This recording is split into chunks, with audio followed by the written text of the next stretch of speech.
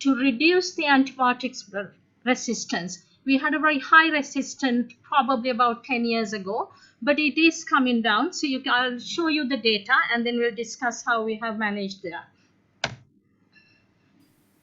So the antibiotic resistance is on the global agenda on World Health Organization, World Organization for Animal Health, Food and Agricultural Organizations. All these organizations have signed up to reduce the resistance. And also the prevention is taken as an essential component of the resistance. So there is a strong focus on infection prevention and control. So the UK is the first country to set an ambition to reduce the actual number of resistant infections and develop the real-time patient-level data and develop new intervention for antimicrobial resistance. So it is very important that we think about the resistant organisms. There's a new generations of superbugs arising at the moment. I think you probably experience more than what I experience in UK, these superbugs. So the impact on antimicrobial resistant is extremely costly. I think we just think the patient comes, you give antibiotic, you send the patient home. You don't think about it.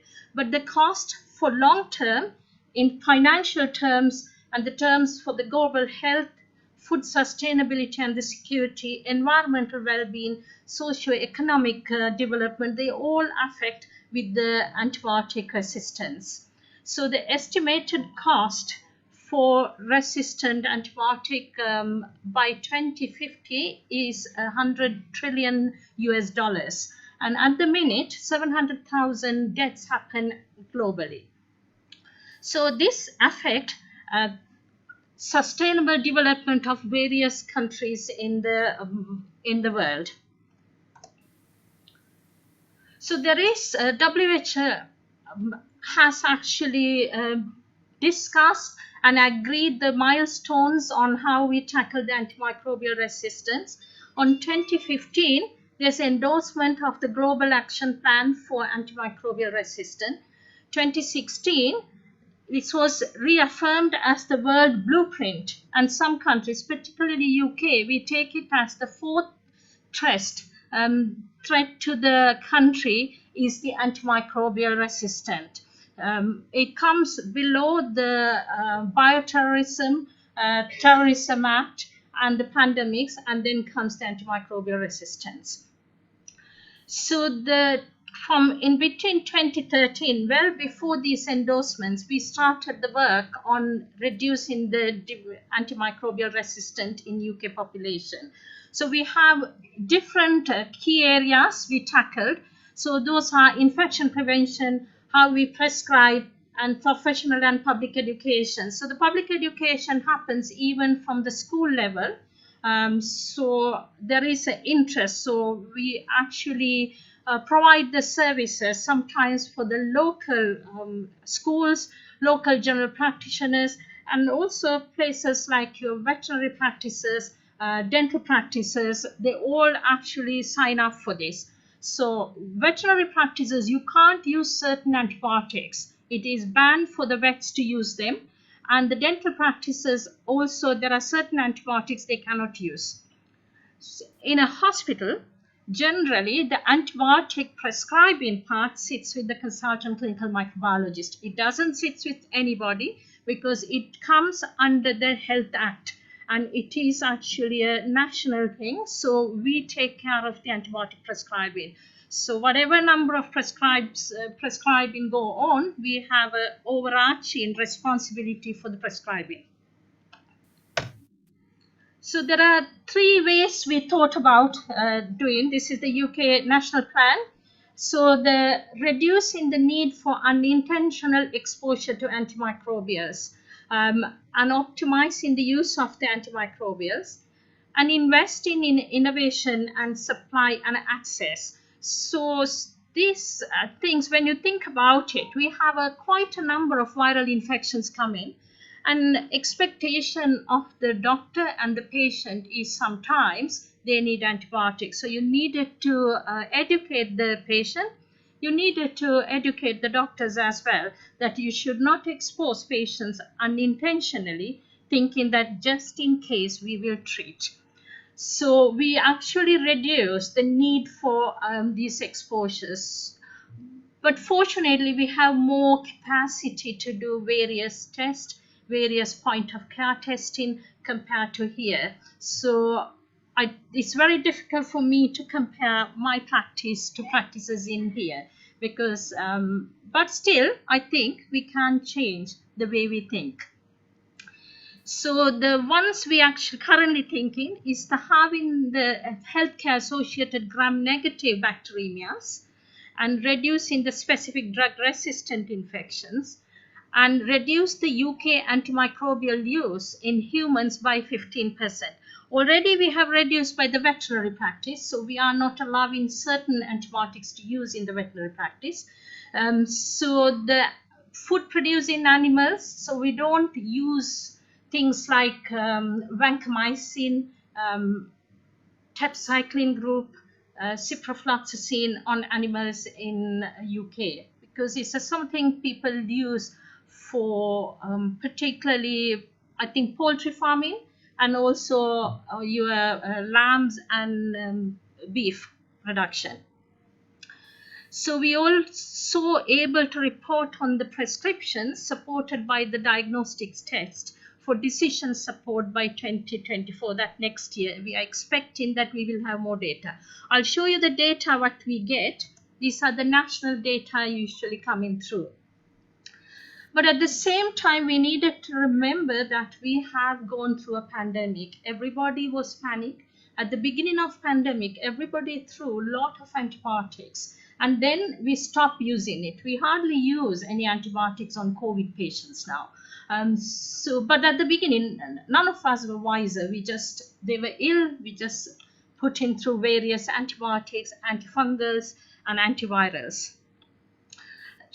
And also we wanted to think about how we remobilize the carbapenemase producing Enterobacteriaceae group surveillance data. So the CPE or CRE, you're probably aware of, is very high in Asia compared to the European countries. So we get a lot of imported cases, and if there is no good infection prevention control, we will spread it around. So we have these surveillance data we kept in for these drugs. And then to prevent systemic approach, looking at the data, how we can actually reduce using this infection. Things like UTIs. How do you accurately diagnose UTIs? It's like you probably used to dipstick urine. So we do not recommend dipstick over 65-year-olds because the dipstick is positive generally over 65-year-old patients. So you'd go by clinicals or you wait for, so they are also colonized. So there's no point doing a culture if the patient is not unwell with it. So we have a program at the moment that to prevent the urinary tract infection, which is one of our largest bloodstream infections. So one is the accurate diagnosis, and the other one is only to treat suspected or confirmed cases and prescribe the correct type of antibiotics. So the infection prevention and control, I have 400 beds in my hospital. 85 of them are elective surgical beds, so very little number of infections comes through our surgical patients. So the rest of the ward, the hospital is covered by 3 consultant microbiologists, 1 clinical scientist in microbiology, plus the laboratory staff and 6 infection control senior nurses and director of infection prevention and control. So you can see the amount of staff we put into infection prevention compared to the consultant time. So the roughly 450 beds, you need 1 consultant microbiologist to provide the correct way of working, which I don't think you have because we are not there in UK, in Sri Lanka. So if I look at the annual data, you can see the bloodstream infections. So the data is from 2007 to 2021. So the largest number of bloodstream infection for us is by E. coli. And then comes the Klebsiella pseudomonas.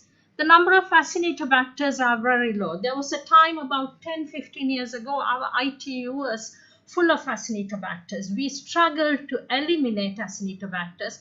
Don't know what we did.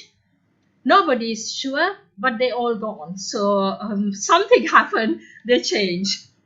So then you have your Enterococcus species, mainly coming from your urinary tract and abdomen. Your Staph aureus, we have a higher, this year I am expecting higher number of Staph aureus. We have a really bad flu outbreak this year. We had a lot of cases, deaths with flu. In UK, for a year, we expect 250,000 patients to die with flu A. So this year, I think the number is high. And the post-flu, you get Staph aureus bacteremia, so it will be high.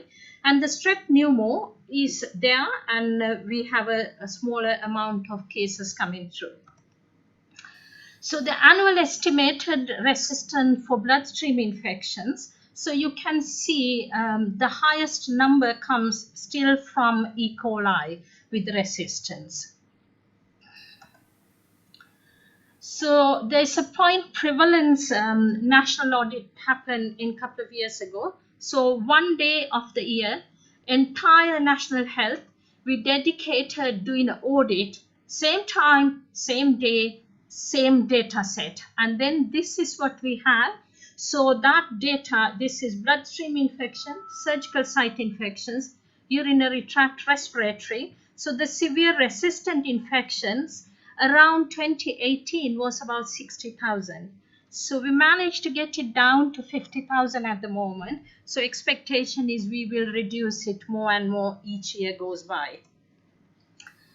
So the antimicrobial burden by bloodstream infection in ethnic groups in England. So the highest amount comes through the Asian and Asian British patients.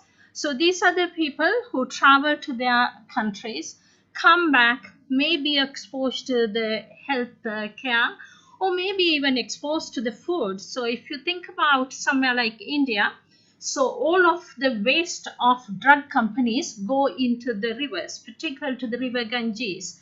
And the river Ganges has a very high rate of resistance organisms in their fish. So the fish consumption by people then actually start getting these antibiotics. So it is very important that we look at the environment, that we don't expose our animals into different things. So this is our data, and the reason is, I think, the same probably the Black African and Caribbean countries, is that higher incident of resistant organisms with them. So the resistant trends to the key antibiotics. So I have put E. coli and Klebsiella for you to look at. The highest resistant we have for the E. coli is coamoxiclav. So in acute trust, we usually ban coamoxiclav. You are not allowed to use a coamoxiclav in acute trust unless there is a good explanation you can give to a consultant microbiologist. Otherwise, we go and cross it off. So nobody can actually give that.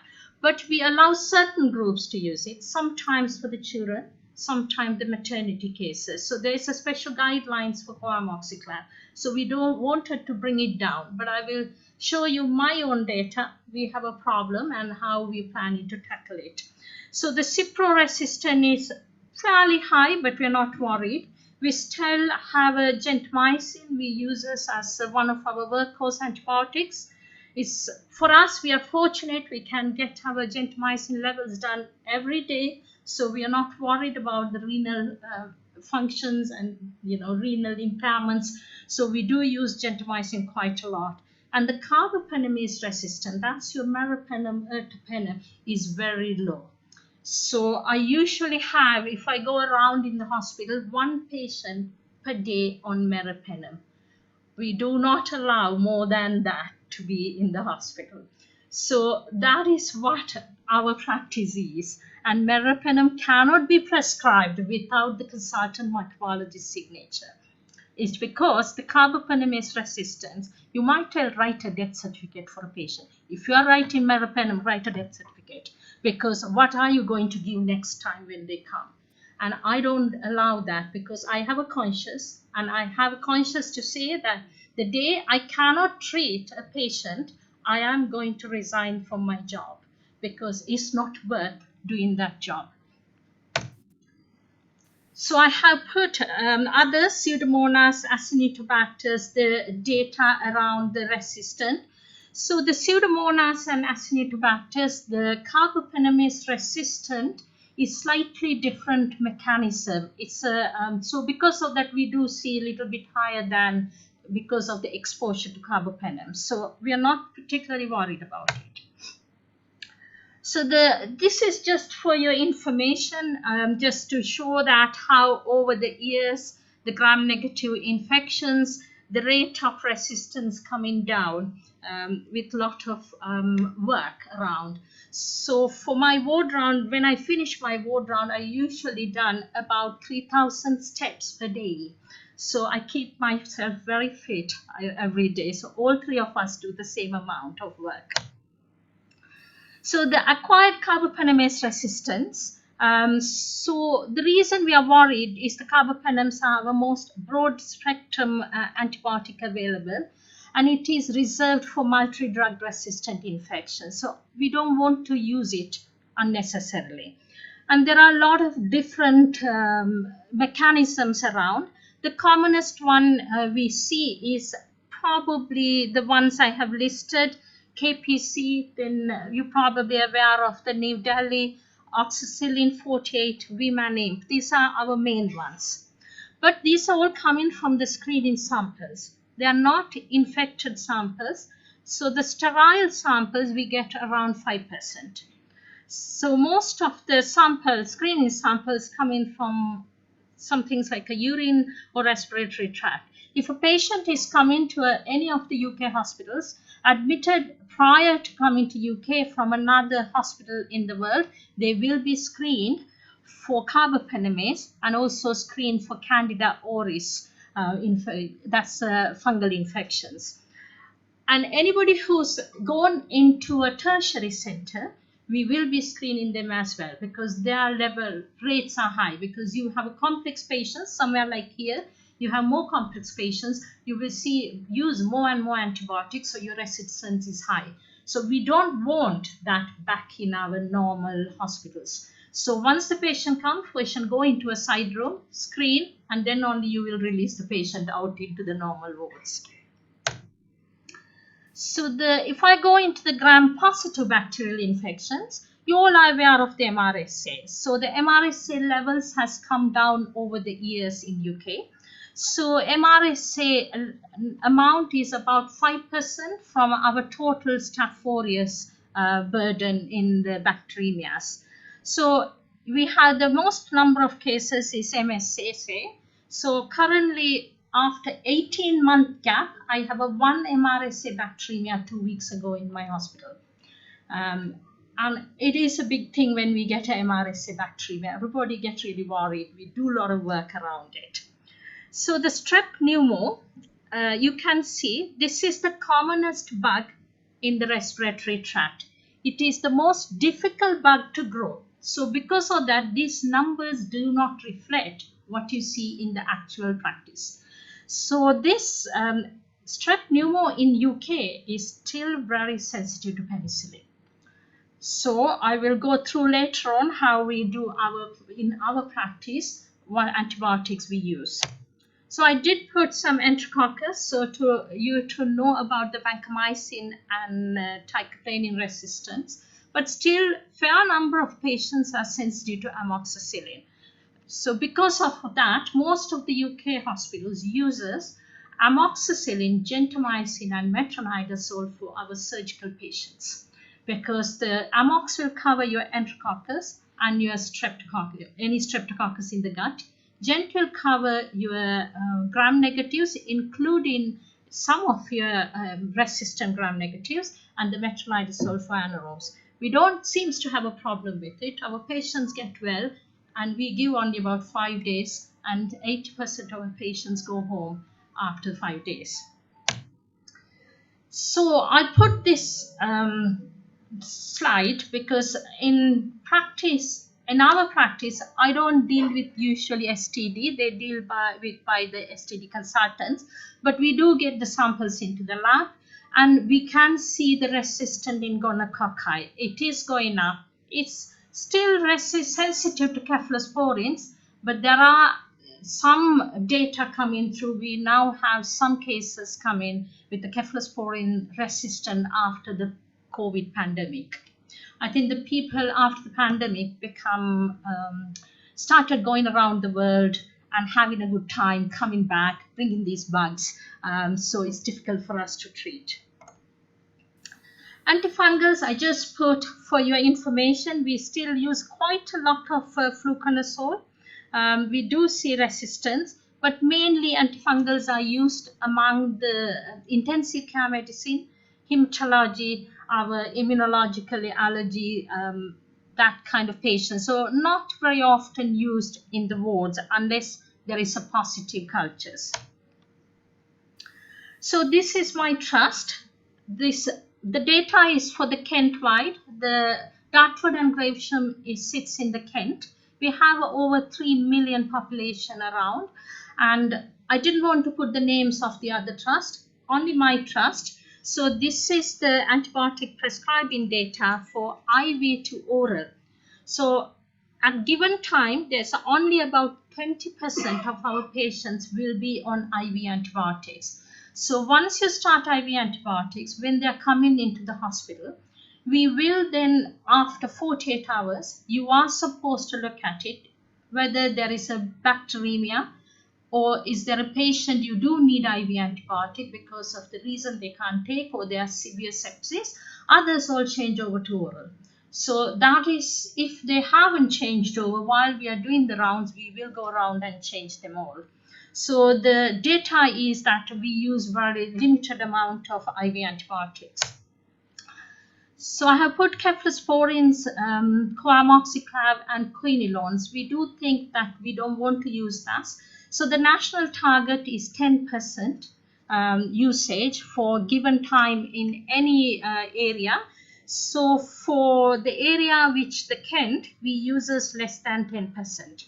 So we are quite happy, but we still wanted to reduce some of the antibiotics in that selection to more than probably another 1 or 2% down. So this is like the national. So the data for national is available and I can access it at any time. So I think certain parts of the country do very well. So the London has the largest amount of specialist hospitals. So you would expect they will use a lot of antibiotics, but they are still under the target. So they're complex cases. They do a lot of surgeries. We send a lot of patients, but they still don't use that much. So this is the MRSA cases in Kent. So as the whole Kent area, so from September 22nd, we had a peak of 3 patients. That for the entire, 4 hospitals. I didn't have until last week, so it's not in this data. So I have a patient, a maternity case with MRSA bacteremia. So at the moment, undergoing the all of the root cause analysis for these patients. So this is the surveillance data for my hospital. So we do keep the acquisition of the MRSAs in the hospital. So we know that what is the epidemiology of the patients coming through. So most of the time it is under 10%. We have a very tired workforce at the minute because of the COVID, and we have a lot of death, ventilating a lot of patients. So some months we are very aware that things slip. We can't blame them. But still we maintaining it fairly low level. So I'm just going to use the data. So daily defined doses, that is what the data is from here. I'll explain why I put them. So this is the gentamicin daily defined doses used by my hospital. So our patients coming through our accident and emergency, that is our route for admissions. They all have, if they are coming with a sepsis that we cannot find the cause, or sepsis of unknown origin, they will have benzyl penicillin and gentamicin. I would like to know how many of you prescribed last week a benzyl penicillin in this hospital.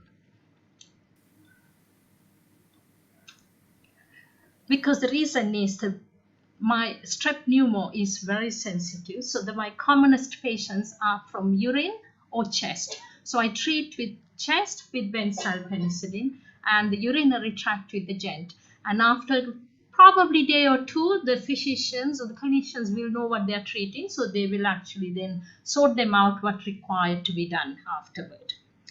So our assistance is also same as national. As a consultant microbiologist, we do actually do our data. Every third year, we do a bulk audit in the all hospital samples to see what's the resistance.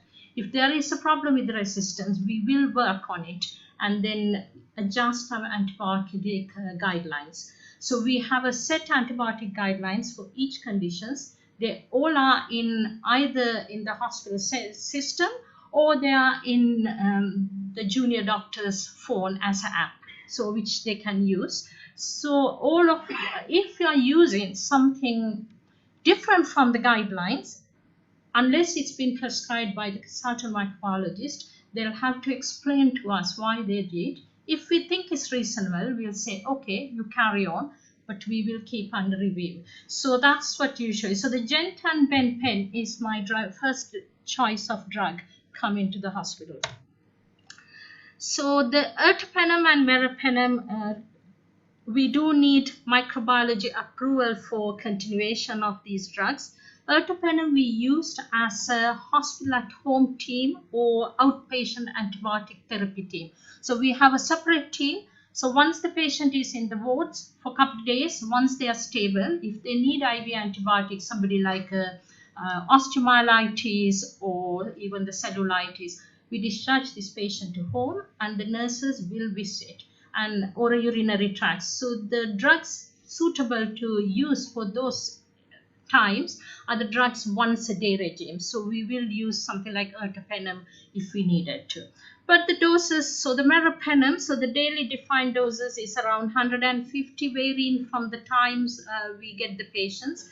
But you can see during the COVID time, we have a peaks of these antibiotics because they were worried. Everybody wanted to do the best for the patient. So they're putting everything around that time. So the meropenem usage was high on that time, but we're now coming back into the normal. That is the maximum of 1 to 2 patients per day. So nothing more than that.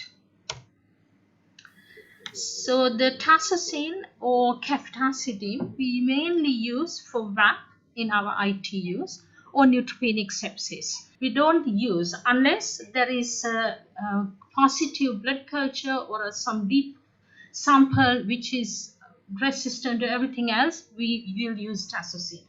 Other patients we use tazocine is our chronic obstructive airway diseases.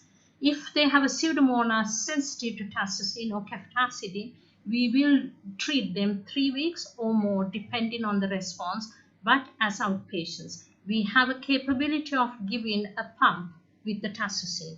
So the nurses go once a day, fix the pump, and the pump will work entire day, and so we'll carry on with that. Ciprofloxacin we used mainly in a urinary tract. The Dartford and Gravesend uses the entire half of the North Kent. Urology patients are looked after by our unit. We have 8 consultant urologists with 2 professors. So we have a large number of consultants plus the patients with them. So we have a lot of cases with complex urology. So do users mainly UTI related, urinary tract related infections, we use Cipro. But mainly oral Cipro. We don't give IV because the bioavailability is very high. So there's no need to give IV unless you actually cannot, if the patient cannot take. So all this data is available for everybody in the trust every quarter. And every quarter, this data is presented to various governance meetings, and will be questions if there is a reason for ups and downs of the dosing. So this is my problem one. That's why it is in red. So coamoxiclav. This is mainly by our A&E. So the UK has a shortage of doctors, particularly accident and emergency doctors. We have a lot of doctors coming through as locum or agency doctors. The coamoxiclav people, these are lazy doctors basically. They don't want to think. They just put the easiest drug, which is the coamoxiclav. If somebody in an ITU put Vancan meropenem, I always say, why are you so lazy? Why can't you think? You don't just give broad spectrum. You can give narrow spectrum by thinking. So at the moment, we are working with the A&E, try to reduce this by audits and doing the educational programs, and also targeting the doctors who really prescribe. We can get the data for each prescription, who wrote that prescription. So it's easy. So I can go and find them and say, you can't do that, and then teach. So this is my problem drug. So you can see this IV is very low. The reason is we use this IV in maternity. That's the only time we use this. So the only two indications for coamoxiclav in my trust is for animal bites and human bites, nothing else. So I shouldn't have any of these. So it's a problem drug for me. So the linaclid, I put this. So you could see there's a spike on the beginning of like our pandemic time. Uses meropenem and tazocine lot, cause the multi-resistant enterococcus, and then we have to use a lot of linaclid, which is not my preferred drug. It does need the approval. The reason is you do get complications if you don't know what actually you are treating. So the cephalosporins, I don't have a problem because my surgical prophylaxis is cefuroxime and metronidazole, 1 dose in normal surgeries. And orthopedics, 2 doses, that's all. So my highest amount of cephalosporin is on cefuroxime, and then ceftriaxone we use as outpatient hospital at home teams, because it's a once a day. They can go and give it if we need it to treat for bacteremias or any other deep infections. So our workhorse drugs, particularly for skin, is ceftriaxone and ticaplanin. So you can see that ticaplanin mainly if we have a prostatic infection, particularly hip or knee. I usually see about 1 quarter, not more than that. We used to have 60, 70 prostatic joint infection for a quarter, but we have reduced it down to 1 or 2 now. So those are the patients who usually go on to ticaplanin, and the ceftriaxone for our normal staph aureus and group A strep patients. So the future actions for antibiotic tackling. So currently thinking utilizing the patient level antimicrobial prescribing data for general practice, because the general practice also under the national health. So the data can be easily collected. And the prescribing, all pharmacies in UK are National Health Service, so they do need it to report back, even if it is under a private pharmacy, so they cannot exchange any other practices. So we will have the data for that. This data should be available next year. And also we needed to think about the COVID-19 impact. So there was some problems during the COVID-19. I think we used a lot of antibiotic at the beginning, and there's a lot of problems with infection controls, our ventilation systems we couldn't clean. So we have seen things like aspergillus. Once we got the handle of it, after that we never seen a single case of aspergillus with the COVID. And also we needed to see the variations in antibiotic consumption. So it's normally known the areas where there's deprivations and health inequality, particularly when you have the people coming from overseas They concentrated on a certain areas, and those areas you see that high level of resistance. So also it is important for us to look at the trends of new antibiotics. There aren't many new antibiotics for gram negatives. That's why I said every time you put your pen for meropenem, you write in a death certificate. We haven't got new ones. We have a combinations of older antibiotics like ceftazidime, avibactam. Then we have a bit of tigecycline. These are all not new. Most of the newer antibiotics coming through are for gram positives. So at the moment, the surveillance has started to look into these inhibitory combinations, how it works, and what's the usage in the country. So antimicrobial stewardship, I expect all of you to think about it. Start in smart and then focus. So that way you will reduce the usage. I think it's just maybe sometimes you think about, okay, patients want it and you don't have time for the patient to explain you don't need it. So sometimes we do say to patients, this is your backup antibiotic. If you are not well or if you are going this direction after 3 days, start it. Otherwise, don't start. Often patients don't start. They have the comfort, they have it in their hand, but they don't want to start. So it is a one way of, we probably prescribe more, but the usage is less. So there is, I don't know whether you are aware of, there is a WHO watch and reserve list around 80 antibiotics. These 80 antibiotics are not all human consumptions. Some of them for your animal consumption. So these are like the common ones. I'm sure you all use this without watching what I have put. That's why I thought I'll put that in the list. But the difficulty is you have a resistance because you use a lot of antibiotics. And how you reduce it, each one of you can think about one each day. I will not prescribe something unnecessarily today. I will reduce at least for one patient. So you will actually increase their lifespan. So there's a lot of publications for, you can see how many publications come through for antimicrobials each year. And there's a lot of national action plans, themes, and education programs. Various colleges deliver various programs, doesn't matter which college. And I think it's important for us to do, and also for the junior doctors, maybe you can do audits. Go and pester the microbiologist and say, can I have some data? Give me 30 patients. You don't need more. And then at least you know what you're treating in your own unit. So you are not aware of what is around in your own unit. So something like a MRSA or resistant enterococcus can hang around in the environment for a long time. Acinetobacter is a classic example. They can hang around for about 3-4 years. Clostridial difficile, 18 months in a dry surface without dividing. So you needed to think, so what is around you? What do you take home?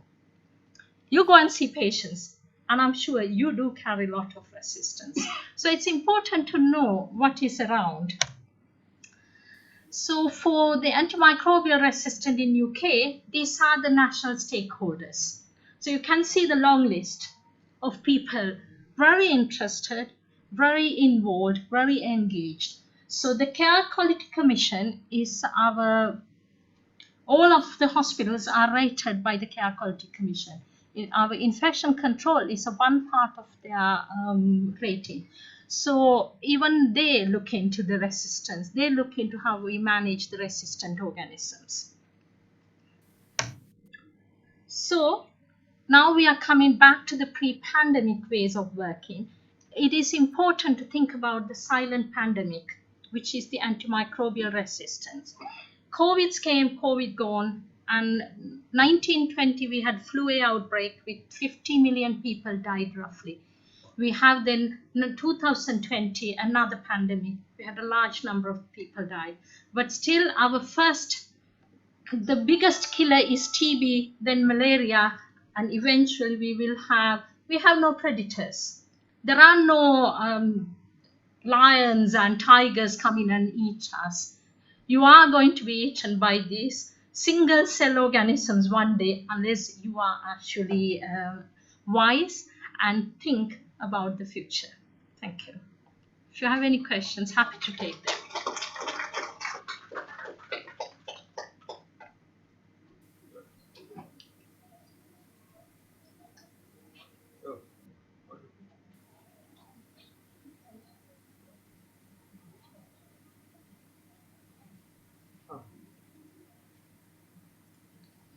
Or you can talk. I will come down and ask. That's okay, madam. Thank you very much. I'm microbiologist at the university.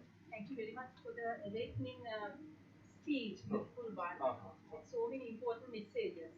And I think, and I hope that we will reach that dream world in one day. We are not dead by AMR by then.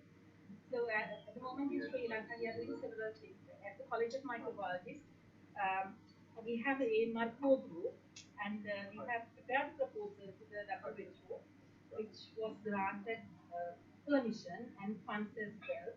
Because we have forgotten things and we have missed things during the COVID period. Although we have guidelines, we don't have policy. So guidelines are there and no one bothers. So we are hoping that it's beautiful to see things in your lecture, very kind of like it's provocating and encouraging, and I at least I hope that we will reach that world one day. Thank you so much. You're welcome. I'm sure you will. I think it's just hard work. I wouldn't say it's easy. Over the years, I think we worked quite hard to get to that, all consultant microbiologists. And also, I think the clinicians always was behind us, and they were never questions about our practices. And I think they can see the fruit of it, because for being able to prescribe a penicillin is, I think, is achievement. It is the oldest drug. It is the smallest compound on the beta-lactam group. So it is the most penetrating antibiotic. So we should be using, not these large molecules. So I think it's an achievement which we have. I think UK, we are very proud to achieve that for around the rest of the Europe. We have the least amount of resistance in Europe. Thank you very much for that. It's really, our country also is a dire need. We don't have a sort of a national policy to use antibiotic. And also we don't have any national surveillance data. As well as probably we are not doing any sort of audit. We have to use our antibiotic. If you see whether your trust, only the fourth crime of use only the 10%. But if you see in our hospital, it's amazing. I think more than 75% of our population, that's 414 localities. So it's a dire need to implement these policies. Second thing is, for little different, as a bit of a developing countries, our environment is little different, not like UK. So I give you a bit of a good example in what we have done in the Bangladesh. Bangladesh in the bit of a Rohingya camp, Myanmar refugees. Yeah. So they look at the water sources, is the water sources, all the contaminated with fecal matters, E. coli.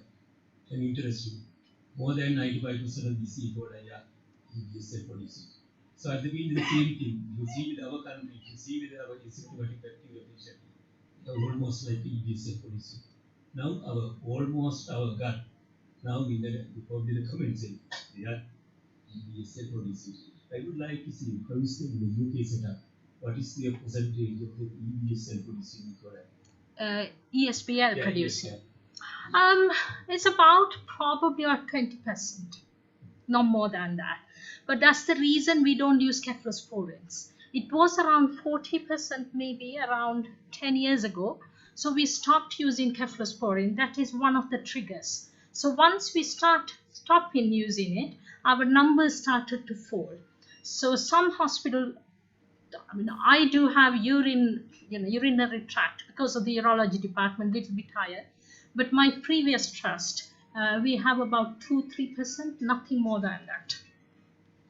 Probably if you see most of probably the all treated with EBS. Most of the if you categorize, they are categorized with the asymptomatic bacteria. Without proper evaluation, we are using more and more meropenem. So Yes. if you see the in a given time of 3-4 patient on meropenem, so that's why we have maintained sort of audit. No, we are not keeping audit. I think it's important, isn't it, to keep these things. Yeah. Data is important. You can't lie. Second thing is our setup. I think I go back to South African countries, so we probably have a set use antibiotic. But in the radiation study, there are some they have noticed some legacy effect of antibiotic also. Yes. So that's what you think about the same thing. I think one hypothesis. We are lucky now we have eradicated malaria. Yes. The one hypothesis maybe have the set use of doxycycline, maybe azithromycin.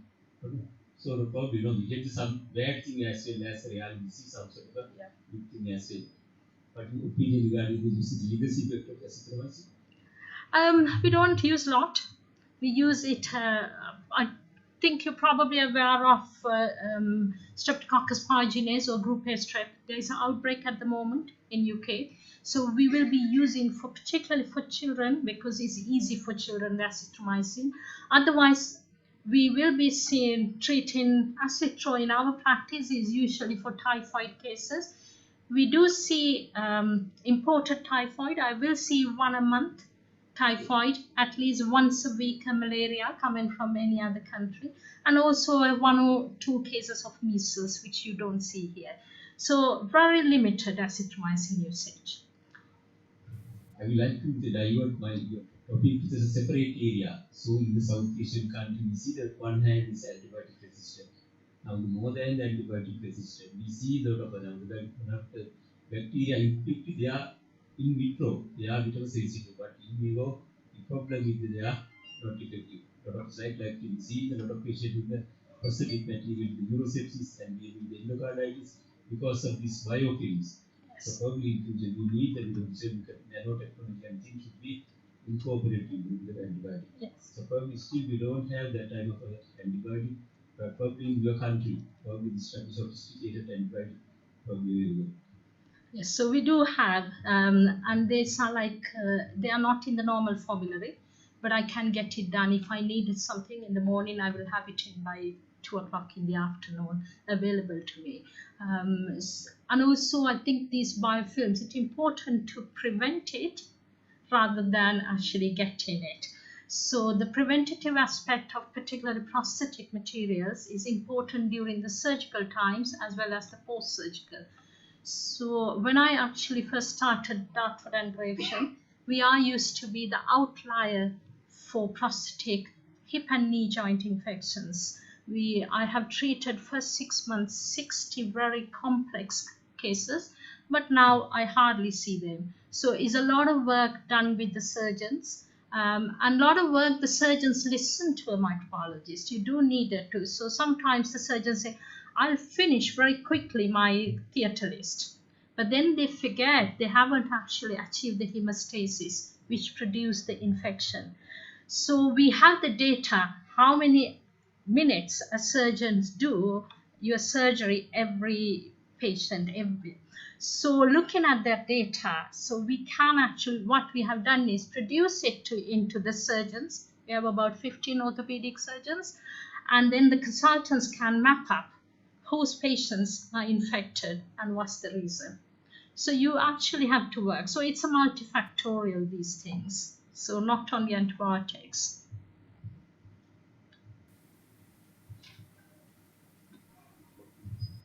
Any other questions?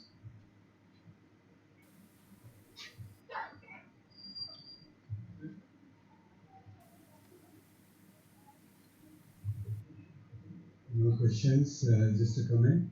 Thank you very much, Sandya, for giving an excellent lecture, which is enlightening us on a subject which is very vital importance, particularly to this country, because widespread indiscriminate irrational usage of antibiotics is the order of the day in this country. So it's a tall task ahead of us to see any improvements from the present state. So thank you very much, Sandya, and I think take-home message is being critical of the new attitude, the criticalness of the attitude that you adopt towards antibiotic prescribing. Thank you, Sandhya, and thank you, Jason, for organizing such a wonderful lecture and inviting me. Thank you very much. Thank you very much for listening to me. Thank you.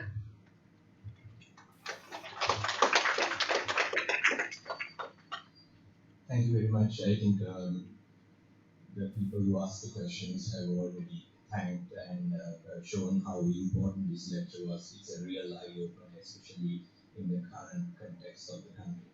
Um, we would like to give the usual traditional token of appreciation in the form of a certificate. I would like to call upon Professor Anand Jayasinha to deliver the certificate of appreciation to Dr. Sandya Theminimulle.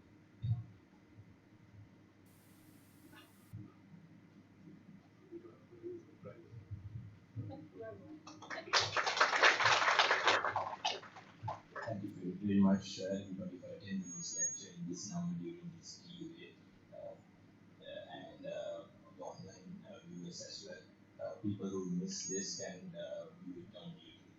Thank you again. Let's meet again on this Friday for a special lecture on liver disease.